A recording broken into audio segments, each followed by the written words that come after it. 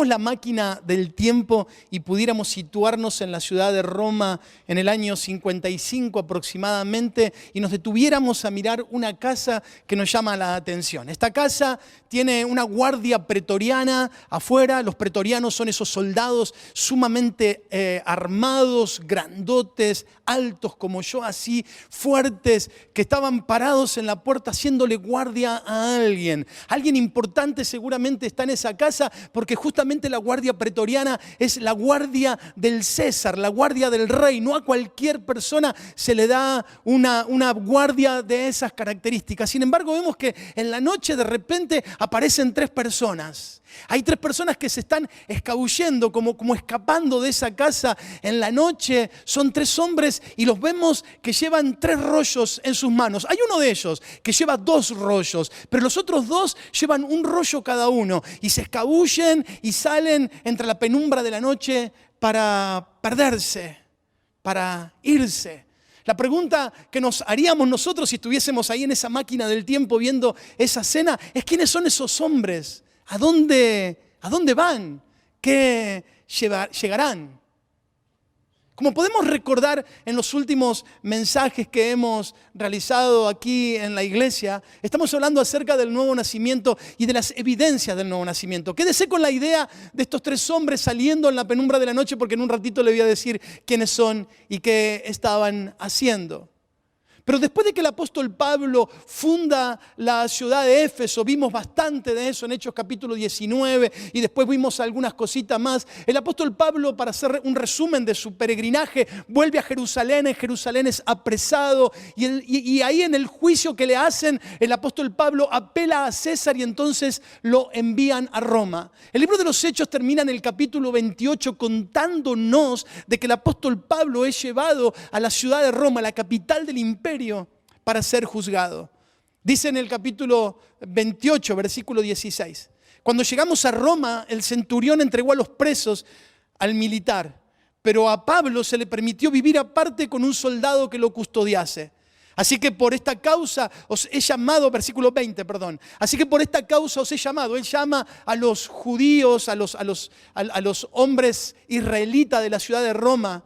Los he llamado para verlos y hablarles, porque por la esperanza de Israel estoy sujeto con esta cadena. Y seguramente le debo haber mostrado la cadena a la cual estaba sujeto.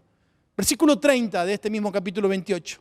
Y Pablo permaneció 2 años enteros en una casa alquilada y recibía a todos los que a él venían, predicando el reino de Dios y enseñando acerca del Señor Jesucristo, abiertamente y sin impedimento.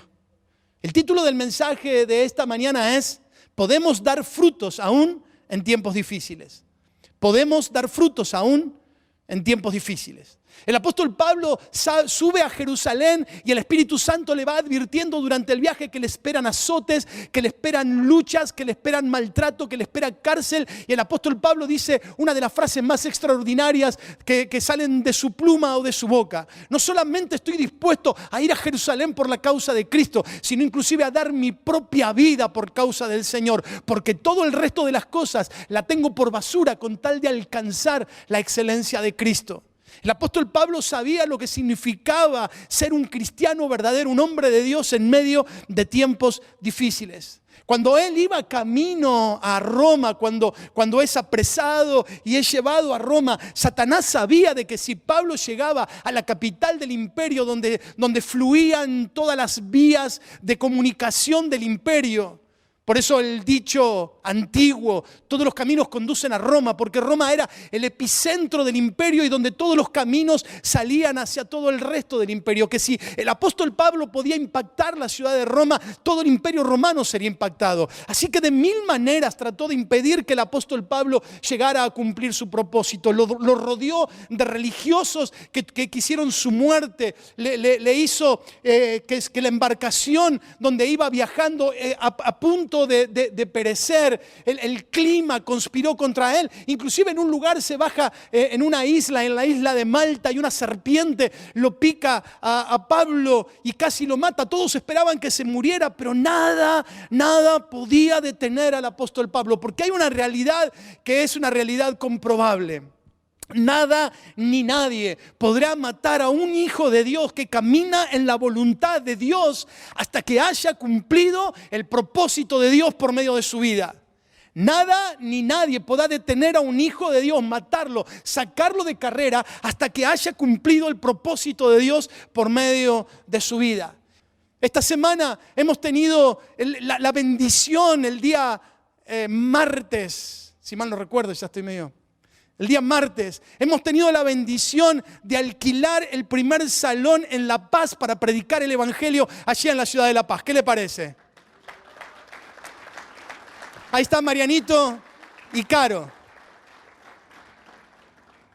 Gracias por no bajar los brazos, chicos. Gracias. Gracias, porque seguro fue ahí. Pero ya tenemos un lugar a donde la gente va a llegar a recibir a Jesús. Tenemos obreros que no han bajado los brazos. Hay una visión de la iglesia. Y mientras nos quieren hacer que retrocedamos y nos escondamos adentro, nosotros seguimos predicando el evangelio. Porque Dios dice, no te dejaré hasta que no haya hecho contigo lo que te he dicho. Como le dijo a Jacob. Tu vida no se va a terminar. No hay nada que pueda detenerte hasta que no haya hecho. Mire, mi hermano. Hemos visto partir en estos últimos años, hemos visto partir a personas que nos preguntábamos, ¿cómo puede ser tal cosa? Pero independientemente de que no tenemos respuesta a esa pregunta, la pregunta que deberíamos de responder es ¿por qué el Señor nos dejó todavía en esta tierra? ¿Por qué a nosotros no nos llevó? ¿Por qué ha permitido ser cuidados en tiempo de pandemia? ¿Por qué ha permitido que la enfermedad no aflija nuestro cuerpo? Porque Dios todavía tiene un propósito con nosotros y tenemos que seguir adelante en ese propósito. Pero para eso hay que pensar en función de Dios. Hay que pensar en función de lo que Él quiere con nuestras vidas. Hay que darle el primer lugar a nosotros. El apóstol Pablo es llevado a Roma y ahí en Roma es puesto prisionero. La prisión intentó limitar el trabajo del apóstol Pablo. Se le metió en una casa para no llevarlo a la cárcel común. El versículo que leímos en Hechos 28:16 nos habla acerca de esto. Fue metido en una casa ahí en Roma y tenía una custodia. Todo el tiempo había soldados afuera, había soldados adentro y una cadena que lo ataba a un soldado, un centurión, un principal, porque Pablo no era un preso cualquiera, estaba atado las 24 horas por una cadena a los pies del apóstol Pablo. Pero Pablo permaneció entendiendo cuál es el propósito para su vida. Él no se dejó llevar por la circunstancia momentánea, mirando la cadena, mirando el soldado y diciendo, pobrecito de mí, yo debería estar predicando a las multitudes, yo debería estar en un púlpito, yo debería estar en lugares donde hay mucha gente para predicar. No, él dijo, si el Señor me puso en esta condición, es porque el Señor pretende que esta condición sea para la gloria de su nombre. Aún en medio de momentos difíciles, podemos seguir prosperando y dando frutos. Vuelvo a repetir, el problema es dónde está nuestra mente enfocada. En la prosperidad económica, en cambiar el auto, en cómo salvar esto, cómo salvar aquello, en ver cómo puedo divertirme, en ver cómo puedo pasarla bien o cómo puedo servir al Señor con mi vida. ¿Dónde está puesta mi cabeza? Porque si mi cabeza está dando en eso, indudablemente que daré frutos, sea cual sea la circunstancia. Pablo aprovechó el tiempo. Pablo no se dejó enredar por la cárcel y por la cadena y por el soldado. El apóstol Pablo se dedicó a hacer lo que Dios le había llamado que hiciera. Por ejemplo, escribió cartas. Aquellos 3 hombres mencionados en el principio eran 3 colaboradores del apóstol Pablo. Esos que vimos salir en la penumbra de la noche eran 3 colaboradores del apóstol Pablo. Uno de ellos se llamaba Epafrodito. Y este Epafrodito se le había dado ese rollo que llevaba en la mano, era la carta a los filipenses. Estos hermanos en la fe necesitaban una carta y el apóstol Pablo la escribió mientras estaba en cárcel. Se la dio a Epafrodito para que la llevara a la iglesia de Filipos. El otro personaje se llamaba Tíquico. Este llevaba la carta a los Efesios y la carta a los Colosenses. 2 cartas importantes para esa zona de Asia. El tercer personaje es mucho más emblemático y probablemente prediquemos un mensaje sobre él. Se llamaba Onésimo. ¿Usted lo recuerda? Es ese hombre, ese esclavo que se escapó de la casa de su amo, de que seguramente le robó y se escapó, y ahí en Roma fue apresado y fue puesto junto con el apóstol Pablo. ¿Qué hizo el apóstol Pablo? Le predicó el evangelio. Onésimo conocía al Señor y el apóstol Pablo lo manda con una carta que gracias al Señor la tenemos en nuestra Biblia, que se llama la carta a Filemón, una pequeña carta que habla del corazón restaurador del apóstol Pablo. Estos llevaban en sus manos 4 escritos, o los 4 escritos cristianos más impresionantes y profundos. Si las fuerzas de Roma hubieran sabido que aquellos hombres llevaban ese tesoro en sus manos, los hubieran detenido e hubieran impedido que siguieran su camino. Si hubieran sabido que esas cartas serían parte de las armas usadas por Dios para transformar el mundo entero, si hubieran sabido que su reino nunca más sería el mismo y que el mundo entero sería transformado por el contenido de esas cartas, si el reino de las tinieblas hubiera podido detener a esos hombres y Satanás hubiera podido quemar esas cartas, si los demonios hubieran podido frenar el caminar de estos hombres, lo hubieran hecho. Pero estos hombres estaban bajo la protección de Dios, llevaban un tesoro en sus manos, la palabra de Dios y el Espíritu Santo de Dios lo protegía. Ellos estaban caminando en el propósito de Dios. Y cuando un hombre camina en integridad en el propósito de Dios, ni Satanás ni el infierno entero puede detener su andar. Porque es un hombre y una mujer que camina bajo la promesa de Dios. No te dejaré ni te desampararé. Nadie podrá hacer daño en todos los días de tu vida. Estaré contigo todos los días hasta el fin del mundo. Te tengo en el hueco de mi mano. El enemigo no puede tocar tu vida, ni tu familia, ni tu casa. Todas esas palabras, esas promesas se hacen vigentes en aquel que camina en el propósito de Dios. Pero no solo el apóstol Pablo aprovechó su cautiverio para escribir esta carta, aprovechó su cautividad para predicar el evangelio. En la carta a los filipenses hace una mención acerca de su cautiverio. En el capítulo 1, versículo 12 dice: quiero que sepan, hermanos, que las cosas que me han sucedido han redundado más bien para el progreso del evangelio. De tal manera que mis prisiones se han hecho notorias en Cristo en todo el pretorio y a todos los demás. Dicen que el apóstol Pablo tenía por día 5 o 6 soldados que se iban turnando y cambiando la cadena. Hacían turnos de 4 o 5 horas diarias cada soldado. Pero cada vez que le ponían a un soldado atado a la cadena, el apóstol pensaba: Señor, uno más para predicarle. Señor, uno más para que te conozca. Uno más, Señor, para que alcance vida eterna. Uno más, Señor, uno más para tu reino. Cada soldado que fue encadenado a Pablo terminó encadenado al amor de Jesucristo. ¿Quién está encadenado cerca de tu vida? ¿Quién es tu compañero de trabajo, tu compañero de estudio, tu familiar, tu esposo, tu esposa, tu papá, tu mamá, tu amigo? ¿Quién es ese que Dios ha encadenado cerca de tu vida para que pueda conocer el evangelio? A veces ha ocurrido que compañeros de trabajo, amigos, se encuentran aquí en la iglesia y el que recién llega le dice al otro: no sabía que eras creyente. Y el otro, en vez de darle vergüenza, dice: sí, hace muchos años que soy creyente. Y este que recién llega dice: ¿por qué nunca me lo dijiste? ¿Por qué nunca me hablaste del Señor? Cada uno de nosotros deberíamos ser una bendición para ese hombre, para esa mujer que tenemos de compañero o compañera de trabajo. Deberíamos ser una bendición para ese familiar o amigo que no conoce al Señor, para ese empleado o para ese empleador. Deberíamos ser una bendición porque va a tener una oportunidad única de escuchar el mensaje del Evangelio de Jesucristo por medio de nuestra vida. El apóstol Pablo aprovechó el tiempo también para alentar a los hermanos con su palabra y con su testimonio. Un preso alentando a los libres. Dice el apóstol Pablo: y la mayoría de los hermanos, cobrando ánimo en el Señor por causa de mis prisiones, se atreven mucho más a hablar la palabra de Dios sin temor. Cuando las cosas no salen como esperamos, tenemos la tendencia a enojarnos, a frustrarnos, a amargarnos, pero cuando entendemos que los que aman a Dios todas las cosas le ayudan a bien, cuando comprendemos que para los que conocen al Señor y su voluntad y caminan en ella, aún una cárcel puede ser un lugar propicio y fructífero para que otros conozcan al Señor, las cosas cambian.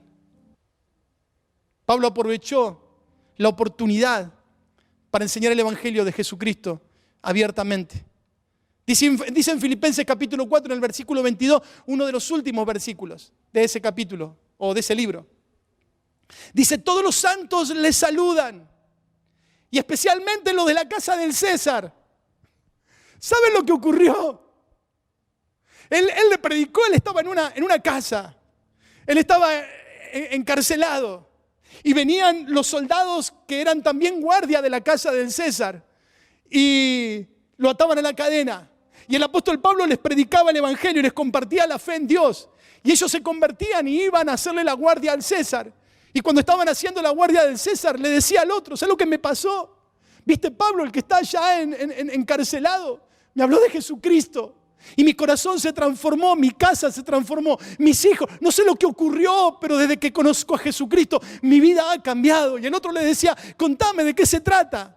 Y el otro le contaba y le predicaba el Evangelio también a él. Y el Evangelio crecía en la ciudad de Roma para convertirse en una de las comunidades más importantes del primer siglo. Por eso la carta a los romanos, que después el apóstol Pablo va a escribir. Fue tal la influencia que el apóstol Pablo tuvo sobre la vida de estos soldados que aún la casa del César fue alcanzada por el Evangelio. Dice, todos los santos les saludan, y especialmente, es casi como el broche de oro, quiero contarles que hemos alcanzado a personas dentro de la casa del César. Nosotros como iglesia tenemos una visión, tenemos una manera de hacer las cosas. Y quiero recordarla rápidamente en esta mañana. Discúlpenme si me tomo 10 minutos más de los normales, pero vale la pena hacerlo. Quiero mostrarle por un instante cuál es la visión que tenemos como iglesia, cómo estamos trabajando como iglesia y qué pretendemos hacer para los próximos años como iglesia. La visión de nuestra iglesia ha sido desde el principio, tratamos de modificarla varias veces, pero siempre volvemos a la misma. Alcanzar a todas las personas de Merlo y sus alrededores con el mensaje salvador del Evangelio y disipularlas para que aprendan a vivir conforme al consejo de Dios en todas las áreas de su vida. Nosotros tratamos de que todo lo que hacemos siga ese propósito o esa visión.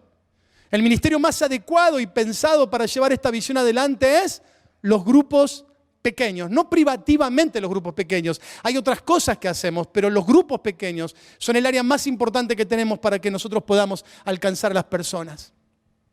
Los propósitos o el propósito de los grupos pequeños son los siguientes. Primero, alcanzar con el Evangelio a las personas que aún no conocen al Señor. A los grupos pequeños deberíamos estar invitando a personas que no conocen al Señor. Nuestros contactos, nuestros amigos, nuestros vecinos, nuestros familiares, nuestros parientes, esos que sabemos que no conocen al Señor, deberíamos estar llevándolos al grupo pequeño porque tal vez el grupo pequeño sea el lugar más adecuado para poder hablarle del Señor. Segundo, los grupos pequeños existen para consolidar y disipular a las personas que van conociendo al Señor. Tenemos un líder que se ocupa de esto, de poder enseñarle, de poder guiarle, de poder aconsejarle para que vaya conociendo al Señor. Algunas cosas que hacemos en este área. Bueno, bautizamos, hacemos un retiro homogéneo, enseñamos el vida abundante, pero también hacemos consejería y ministración o enseñanza personal.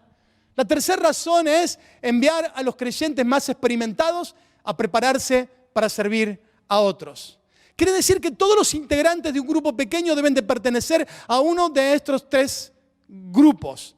O son personas nuevas que están llegando al grupo, o son creyentes que están siendo consolidados, o son personas que están preparándose en la escuela de liderazgo para servir a otro. Siguiente. Quiere decir que en los grupos tenemos tres tipos de personas. Vamos rápido. Los invitados, los creyentes nuevos y los creyentes más antiguos que se están preparando para servir a otros. Los grupos que no puedan hacer esto así no van a continuar. Porque no tendría sentido, a la luz de la visión que queremos desarrollar como iglesia, tener grupos donde no se está evangelizando, donde no se está consolidando y donde los creyentes viejos no se estén preparando para poder servir al Señor. Porque la única manera de poder crecer como iglesia y cumplir nuestro propósito es con la dinámica del crecimiento, siendo conscientes que Dios nos ha llamado a su reino, no solamente para nuestra salvación personal, sino también para llevar la luz y el evangelio en medio de esta ciudad. Gracias, Amy. Pablo pide oración estando en la cárcel, pero a mí me llama mucho la atención la oración del apóstol Pablo. Porque el apóstol Pablo, estando encarcelado, ¿cuál usted pretendería o cuál usted pensaría que sería la oración más adecuada de alguien que está preso? Muchachos, traten de orar para que sea libre. Traten de orar para que pronto me juzguen y me liberen. Oren para que mi abogado sepa defenderme bien. Oren para que el juez sea piadoso y no me condene. Oren para que Dios mueva el corazón de la justicia a mi favor. Colosenses capítulo 4, versículo 3 dice: orando al mismo tiempo por nosotros, para que el Señor nos abra puerta para predicar la palabra, a fin de dar a conocer el misterio de Cristo, por el cual también estoy preso. O Efesios capítulo 6, versículo 20. Ahora estoy encadenado, pero sigo predicando este mensaje como embajador de Dios. Así que pidan en oración que yo siga hablando de Él con valentía como debo hacerlo. Concluyo. En cualquier circunstancia de la vida podemos seguir dándole la gloria al Señor si sabemos por qué el Señor nos tiene todavía en esta tierra. En algunas circunstancias será más fácil, en otras será más difícil. Será necesario creer, esperar y confiar en el Señor. Pero en cada una de las circunstancias que nos toque vivir como hijos de Dios, el Señor sigue teniendo el control y su nombre sigue siendo bendito por los siglos de los siglos. El apóstol Pablo no se quedó atado a esa cadena y lamentándose por la condición en la cual le tocaban vivir esos años. 2 años estuvo preso. 2 años. Pablo predicó a los soldados del pretorio. Pablo animó a los hermanos que estaban en libertad. Pablo escribió cartas para que otros fueran dirigidos. Pablo siguió predicando el evangelio, independientemente de la situación que le tocaba vivir. Este es el resultado de un hombre encadenado que comprendió que no importaba la circunstancia, que toda circunstancia es buena para dar la buena noticia del evangelio.